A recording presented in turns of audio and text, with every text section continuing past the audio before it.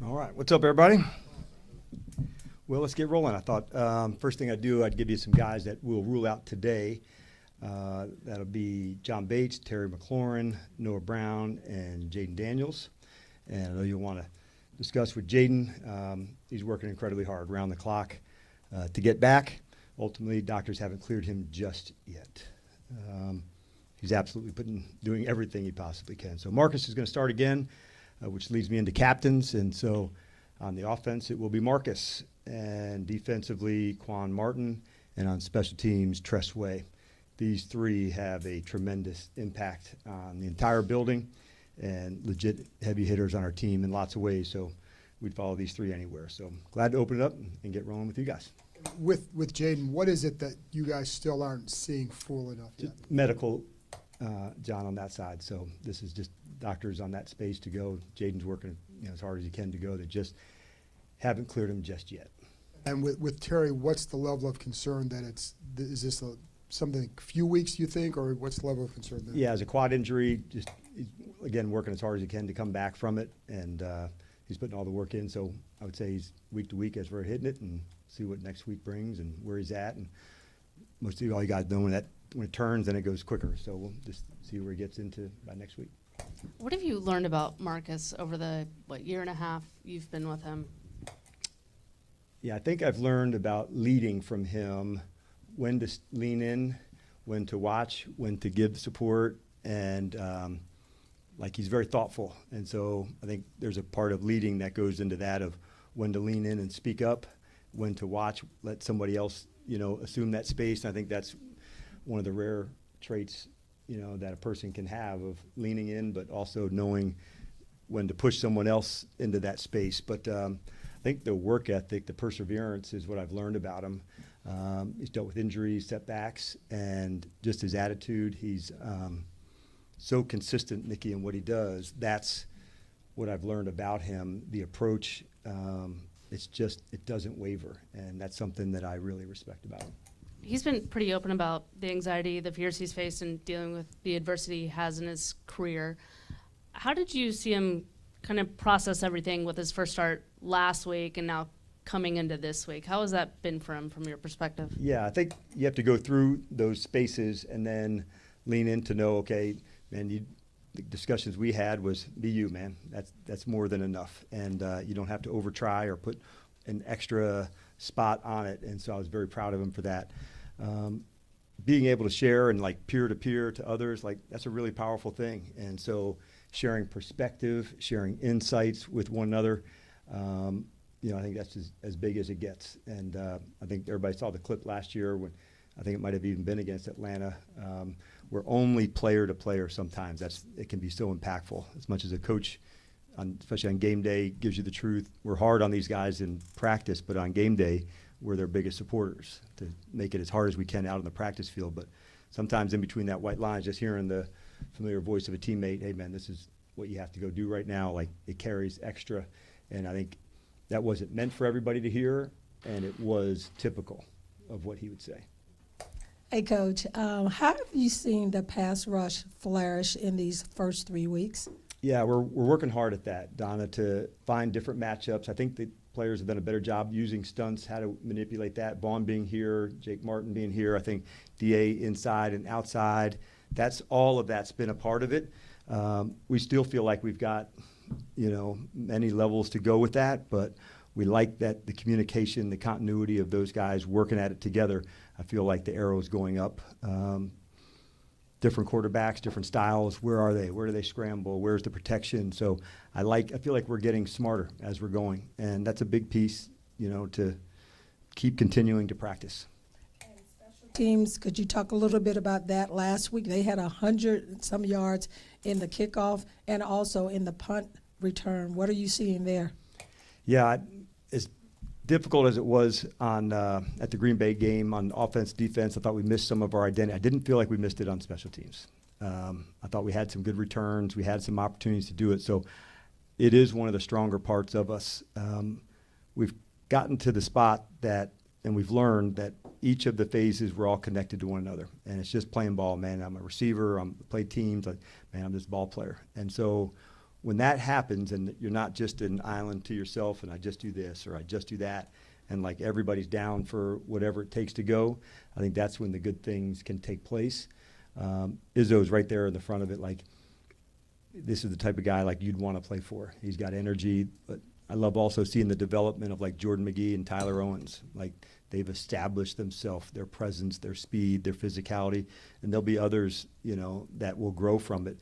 Ballor's in the middle of that, and they help bring the next ones along. And I think if we can continue into that space of continuing to develop people, the field position battles are going to be a big one. And our special teams will be right in the middle of that, including Tress too, in terms of can we punt and keep them backed up into those spots. We had one with lose Antonio Hamilton, caught a punt that was downed. So all of those things, they add up. And so some of the margins in the game, you hear me talk about our turnover margin, tackling margin, but winning field position, that's a big piece of it. And the return game, both sides, that'll be a factor again this week. I really feel like fourth downs, offense, defense, and on special teams, the punt return, they're going to be right in the front and center of this game too. Hey, Coach. So far this season, in the first 3 weeks, you've had 2 rookies get the Pepsi honor of Rookie of the Week. So what can you say about this draft class and what you've seen so far in them? Well, I would say it's nice to share it around a little bit. Last year, we just, one guy just took it the whole time. He didn't share it around. So it shows that the versatility, the class, and they're ready. I think it shows their willingness to put it all out there to say, I'm ready to contribute, to be a part of this, whether that's through Bill, that's through Jalen. There'll be others, but it's a great way to express themselves and demonstrate it that they can be counted on. They can be leaned in on. Although they're young in their careers, they're ready. And when somebody gets to demonstrate that and get recognized for it, obviously we're all pumped for them. And yesterday I asked Cliff about Coach Anthony Lynn and what he's done to prepare the running back room. So what, from your perspective, what can you share as well? Yeah, Anthony's an incredible story for those that don't know enough about him. Resilient, he's tough, he's demanding, but he's also somebody that played it, has lived it. He's got leadership experience from play caller to head coach. So at the position, step by step by step, like he just doesn't miss any of those. How do we drill it? How do we get to the next spot? Oftentimes with running backs, it's pass protection. Where are they? So Anthony, very detailed into that space. So we're really fortunate that he's here, not just as the running back coach, but just, on our staff, what he stands for. Dan, you didn't mention Bill as part of the injury report. I'm sure we'll see that later. But if he were to be out, he missed obviously the last 2 practices. What does that do for a room that's already shorthanded? What about you guys you have on practice squad? How do they might factor in? Yep, he did a good job today. Yep, good practice. Yeah. So that sounds positive then. Yep. Okay. Then at least to have that already missing so many guys. I know this is a next man up situation, but how do you kind of do you look at this and like, oh man, like where do we turn, or just hey, this is what we practice for, this is why we have depth, et cetera? Like in general? Yeah, for sure. I think I don't talk to the team about it a lot, and the reason being is I wanted, when the moments come, I wanted to prepare for that, Ben, as a certainty, not a possibility. Whether it's, who knows what position, it could have been running back or tight end or receiver, whatever that looks like. That's the job. That's why you're here, and you get those chances. And when they come, you want to make sure you don't over-try it. I wanted this so badly, I need to perform at a certain space. Play calling-wise, I think Cliff and Joe, they recognize how to feature the players of the things they can do. It's not just rinse and repeat, same plays, same ways. it's how do you feature the players and the things that they do best. And I thought Cliff did a really good job of that last week, and that's our role is to make sure it's not everybody's in the same spot. So how do you feature the guys? And that's why the practice reps really count, Ben, because you want to make sure that this player has been in that scenario, that situation, and how do we match up? And that's, on all sides, it's Will Harris, it's others that say, okay, how do you go into these spaces? And it may not be in the exact same way. It was with Eckler, not in the exact same way. And so you just keep digging, man. Hey, good afternoon, Coach.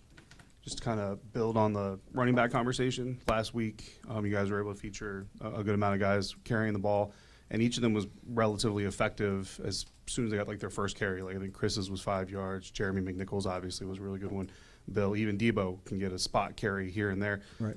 What goes into a running back, a ball carry, being able to kind of be effective right from their early carries and not need that kind of runway to get kind of rolling? Yeah, it's a good question, and I think it also helps in the system too. And here's why: it's not one runner all the time getting his feel, getting into that space to go. So knowing that you may be in, you may be out, depending on the what's called onto that space. And so I'm comfortable with us using a rotation of guys as we're starting. Sometimes it may work out in a game, man, this guy's hot. Let's push it, man. Let's give him some more chances.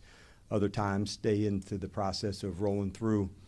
They also have some factors on teams, so I think that can help as well, knowing, as they're working through that, that's a factor. But we're comfortable right now sharing the load. It's not a number count or this one split it up evenly, but we're comfortable with that because we really have faith and trust in what they're doing. Who knows, it may sort itself out as the more that we play, but right now I'm comfortable with that. Hey, Coach Quinn, so far this season, obviously dealing with all the injuries, you've had so many different guys step up from backups and third stringers in so many different positions. What gives you confidence that that will continue, and how impressed are you that, from top to bottom of this roster, people have been able to step into those roles? Yeah, I don't spend a lot of time talking about it. I think it leans back into our standard of, what we want and how we want to play. If you're in the game, you're the starter at the moment. And so that's just how we play. It doesn't mean we're going to be, playing exactly the same way, but these are the things we're counting on you to do. And so it is part of, our game that when the adversity comes, I think we're equipped for that. We expect it. And so maybe early on in my coaching career, you want it to go just this way. I think as you go, it starts this way, and now you adjust. And in the game, you adjust and you're ready. And I think those contingency plans help when at practice, you might have saw somebody in today that doesn't normally get a rep, and you're, okay, good catch, good play, in a game rep. And so he's demonstrating, if called, I'm ready, even though he may not be up this game. And so I think you're, as a ball player, trying to put some cash into the bank to demonstrate that to the coaches, to one another, to say, if called upon, I'm ready to get down. And it doesn't mean you will be every week, but it does show that there was a play yesterday, a fantastic catch, and I showed that in the team meeting today, where a defensive player got beat. Well, that's absolutely leveling up. And so we just try to coach the whole crew, and knowing that it's probably a certainty you're going to be ready at some point. And just specifically with the wide receiver room, with Terry and Noah both still being out this week, obviously we've seen what Debo can do. How critical of a moment is this for guys like Jalen Lane and Luke McCaffrey and Chris Moore, maybe some of the other guys that might be getting called up? Right, and I think they're all part of it. Like we have a real system that we believe in, and they've got experience in it. They know what to do, how to do it, and so they're ready for that. Like for Chris and Luke and, like I said, Jalen and others, like, man, they have put in work. So it's now a matter of, like, man, go run this system like you know how. You don't have to do things differently. Just be you, fully turned up.